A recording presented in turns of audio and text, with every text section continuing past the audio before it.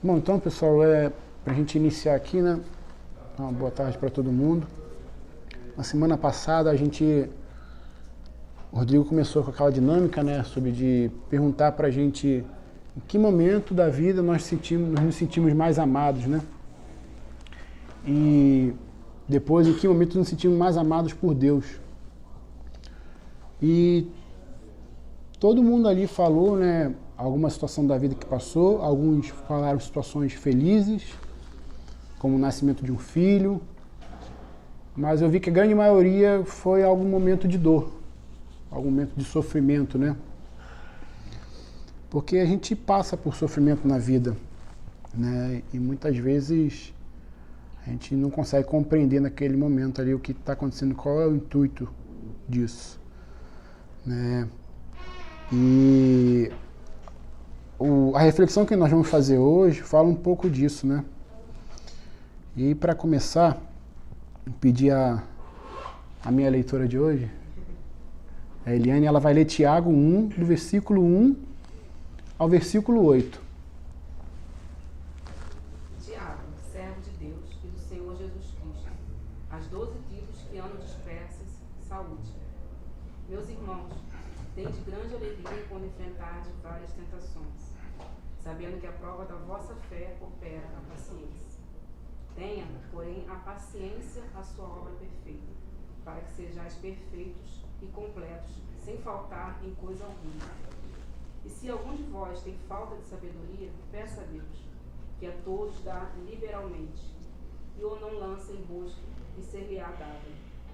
Peça, porém, com fé, em nada duvidando, porque o duvida é semelhante à onda do mar, que é levado pelo vento e lançado de uma para outra parte.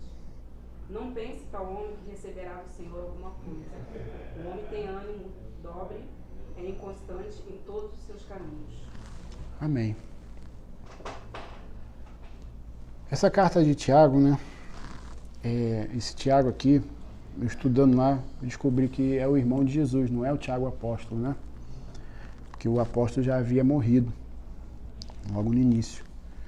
Essa carta de Tiago a gente já estudou aqui ela há um tempo, um bom tempo aqui, acho que uma boa parte aqui não estava nessa época, mas ela é uma carta, né, muito necessária na nossa vida, porque ela é muito prática, ela é muito assim, direta naquilo que quer colocar para a nossa vida, né? Porque a intenção de Tiago aqui era ajudar aquele povo daquela época ali que estava passando por provação, tentação, estavam vivendo um conflito de não conseguir viver aquilo que pregavam, né? Então a intenção de Tiago ali era primeiro ajudar e depois corrigir, né, essas situações, corrigir os irmãos. E a raiz de tudo a gente pode perceber lendo todos os capítulos, né, que tudo gerava em torno de, às vezes, um pouco de falta de maturidade espiritual diante daquele povo ali. E aí, irmãos, o que já é uma coisa bem interessante, que ele começa, Tiago, servo de Deus e do Senhor Jesus Cristo, né? Ele era irmão de Cristo, mas a gente pode ter uma percepção aqui de que ele já não se coloca nesse patamar. Eu era irmão de Cristo, estou aqui para falar com vocês porque eu era irmão de Cristo, né? Não, servo de Deus e do Senhor Jesus Cristo, né?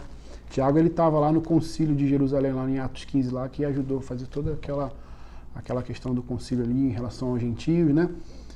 Então ele já se coloca de uma forma ali humilde, ao meu ver aqui, né? Se colocando como servo de Jesus. Mas o ponto que eu quero frisar aqui hoje é os benefícios das nossas provações, o porquê passamos por elas, né? Quando o Rodrigo semana passada perguntou, né, fez aquela pergunta que eu disse no início, a minha resposta foi, o momento que eu me senti mais amado foi um momento de dor, onde eu perdi meu pai com 10 anos e eu vi a minha mãe se colocando no papel de pai e mãe naquele momento ali, com um neném de 1 mês no colo, né? Eu tenho a imagem dela falando isso para mim até hoje, né? Meu pai era militar também e ela estava dentro de uma viatura que estava dando apoio naquele momento e eu lembro, eu tenho a imagem clara dela falando, filho, agora somos só eu, você e seu irmão.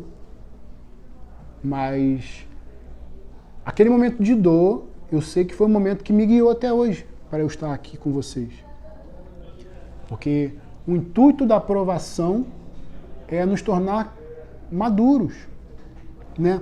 Ele começa aqui falando assim no versículo 2: meus irmãos, tende por motivo de toda alegria o passardes por várias provações, sabendo que a provação da vossa fé, uma vez confirmada, produz perseverança.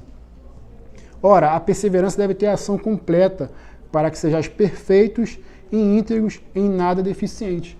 Com isso aqui, Tiago já desmistifica muitas teologias que a gente vê por aí, que o cristão não passa por dificuldade.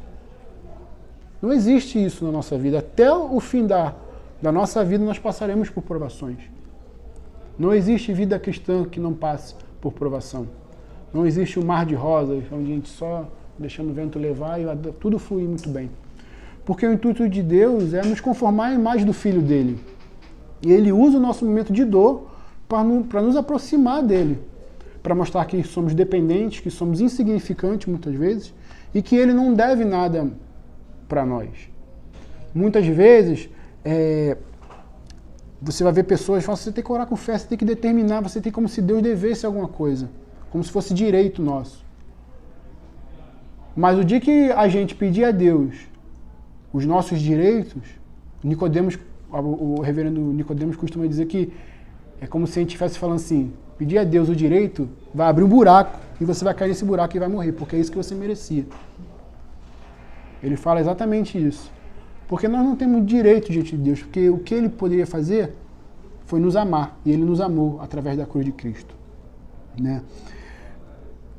Quando a gente fala alegria por passar por provações, eu sempre penso nas passagens de Paulo, que o tempo todo mostrando esse tipo de sentimento, né? Ele fala lá em Romanos 8,18, né?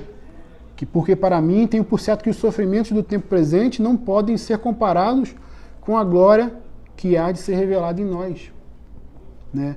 Ele sempre mostrava essa esperança, essa alegria no porvir, que aquilo que ele vivia era temporário, era passageiro, né?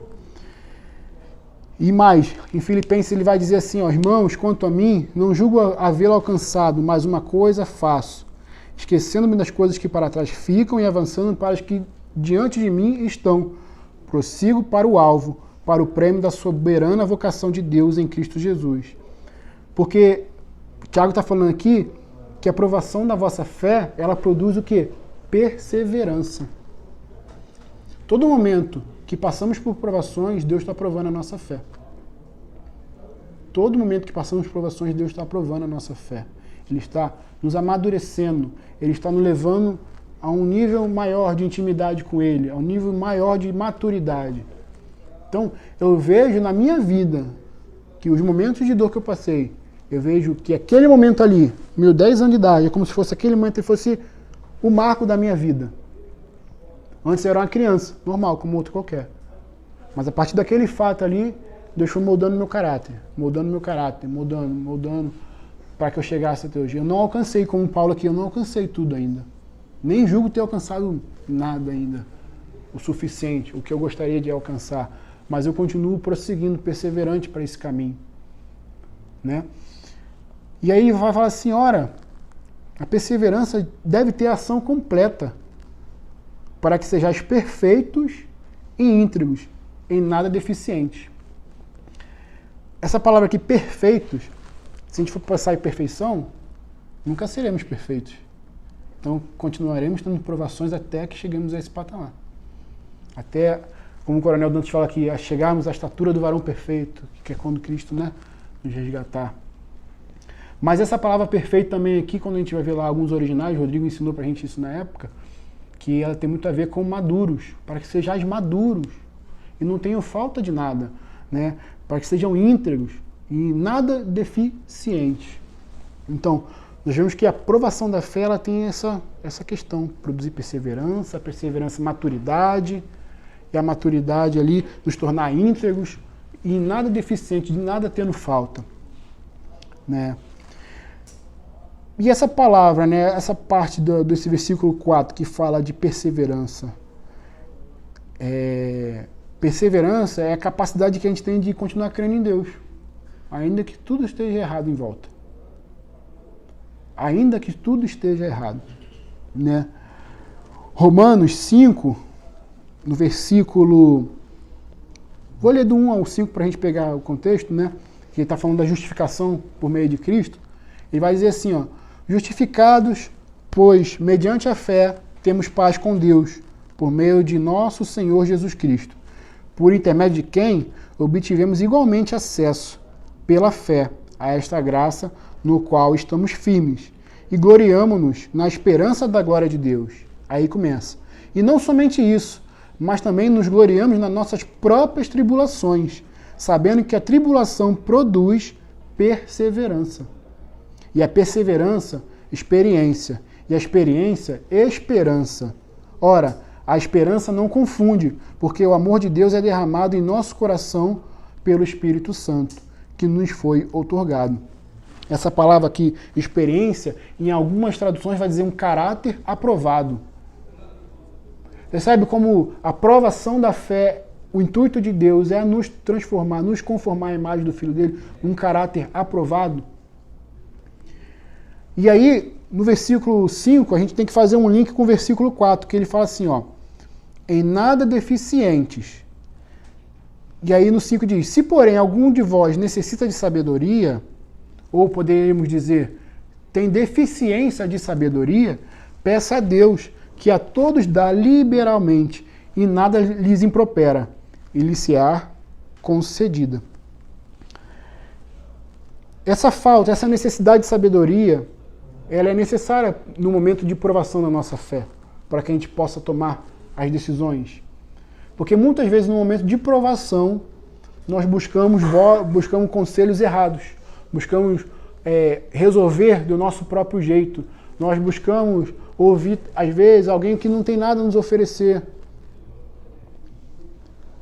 Porque a sabedoria não é a sabedoria dos doutorados, dos mestrados, de cursos.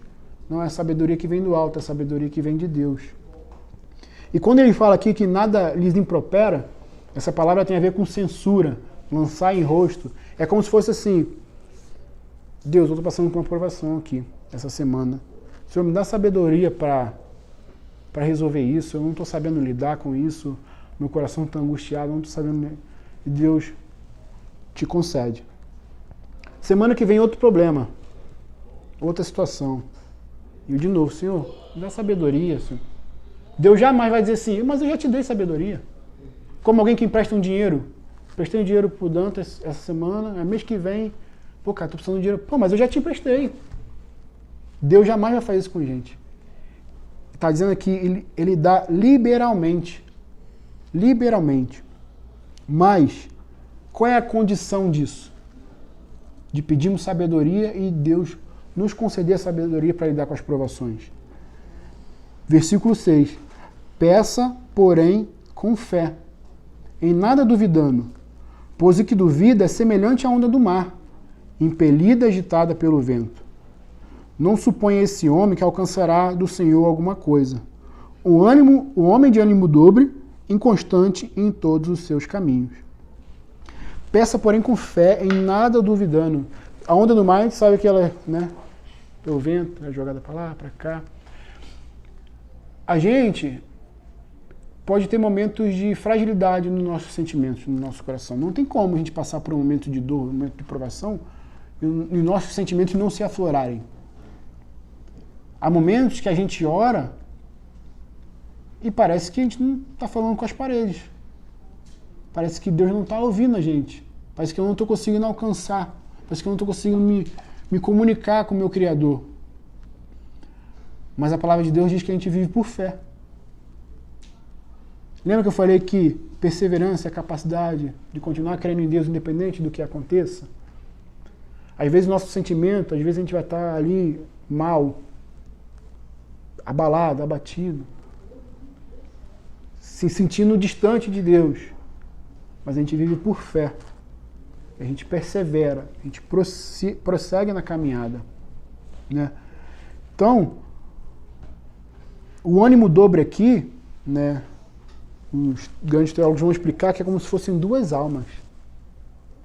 Como se a pessoa ficasse cogitando em dois pensamentos. Uma hora ela está lá em cima, outra hora ela está embaixo. Ela não é constante em nada do que ela faz. Esse tipo de homem de ânimo dobre. E a gente precisa vencer isso. A gente precisa orar com fé e não duvidar. Porque Deus está dizendo para a gente aqui, através dessa palavra, que Ele nos concede sabedoria. Ele nos dá liberalmente. Mas, tá, como que a gente pede isso? Como que a gente chega a esse ponto de pedir sabedoria e Deus nos conceder? Eu percebo que muitas vezes parece que a gente fica às vezes exilado como o povo, né, lá na Babilônia lá, mas a gente fica exilado nos nossos pecados, nas nossas tribulações, na nossa falta de esperança. A gente fica sem forças para prosseguir. Muitas vezes é como se a gente estivesse vivendo numa caverna, que a nossa face transparece algo, mas por dentro está tudo destruído, está tudo conturbado. Porque, né, muitas vezes a gente consegue mascarar aquilo que a gente está sentindo de verdade no nosso coração. Mas, mesmo se sentindo desse jeito, né, exilados, a gente pode se apegar àquela palavra que Jeremias falou lá para o povo quando ele estava exilado. Jeremias 29, do 11 ao 13, que diz: Eu é que sei que pensamentos têm a vosso respeito, diz o Senhor. Pensamentos de paz e não de mal, para vos dar o fim que desejais. Então me invocareis, passareis a orar a mim, e eu vos ouvirei. Buscar-me-eis, e me achareis, quando me buscares de todo o vosso coração. Já viu o que eu digo? Insiste em falar, ora, até você perceber que você está orando. Insistir na oração. Essa madrugada eu fiz uma coisa que eu não estou querendo aqui me vangloriar, porque eu nunca faço isso. Mas eu saí do meu quarto de hora, às 2 horas da manhã, e eu falei, poxa, eu já estou aqui, já estou com sono mesmo, já estou cansado, eu vou tentar fazer um momento de oração que eu não consigo ter a prática, né, assim, muito prolongada. Mas eu pedi a Deus aquilo e eu fui pensando em cada um aqui, fui pensando nos familiares, fui pensando e fui orando. E aquilo foi, né, enchendo o coração de alegria, né? E aí quando você vê, e aí uma coisa que eu aprendi com o Rodrigo, que eles devem ter feito com alguém aqui, orando por você, fulano, né? Eu fiz isso com algumas pessoas, não no intuito de gerar algo nelas a respeito de mim, não, mas porque às vezes as pessoas estão só precisando saber que alguém está pensando nelas.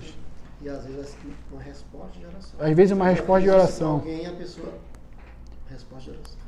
Então, às vezes a gente está no nosso momento de exílio, é um momento de, pô, estamos atribulados, mas, ó, eu sei os pensamentos que eu tenho a vosso respeito. Não é de mal, é de bem. Né? A gente precisa clamar ao Senhor. Orações e súplicas constantes. Né? Ser perseverante na oração, ser perseverante na palavra, ser perseverante na vida de igreja, de comunidade. Né? E para que a gente possa alcançar essa sabedoria. Né? E o próprio Jesus vai dizer, disse, pois, Jesus aos judeus que haviam crido nele, se permanecerdes nas minhas palavras, sois verdadeiramente meus discípulos, e conhecereis a verdade vos libertará. Aí lá em João, isso foi João 8, 31, 32, né? Aí lá em João 15 ele continua de novo, falando, se permanecerdes em mim, e as minhas palavras permanecerem em vós, pedireis o que quiserdes, e vos será feito.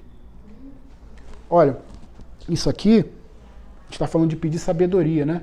De clamar a Deus, que Ele dá liberalmente.